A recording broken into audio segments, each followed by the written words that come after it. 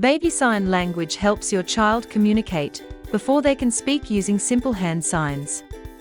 It reduces frustration and builds a stronger connection between you and your baby.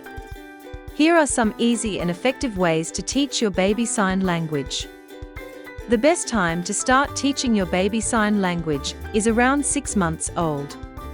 At this age, babies become more aware and begin to understand simple words. Some parents start earlier, which is fine, but signs usually stick better when babies have more muscle control and focus. Do not worry if your baby does not sign back right away.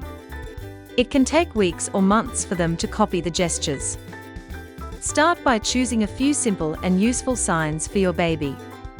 Pick signs that fit your baby's daily routine, so they can link the sign with what is happening. For example, when give milk, say milk out loud and do the hand sign for milk. The milk sign is made by opening and closing your hand like you are milking a cow. Always say the word clearly, look at your baby, and use the sign every time you do the action. Repetition is very important when teaching your baby sign language. The more your baby sees a sign with a word and action, the easier it is for them to learn and use it. Always say the word out loud while doing the sign so your baby connects the gesture to the word. Be lively and use facial expressions because babies respond well to energy. Use signs during daily activities like signing, eat before meals or sleep before naps to make learning fun. Also, everyone around your baby should use the same signs in the same way to avoid confusion and help your baby learn faster. As your baby begins to recognize and use signs, you can start adding new ones slowly.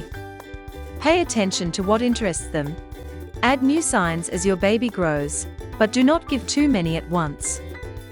Your baby might make their own version of a sign at first, and that is perfectly normal.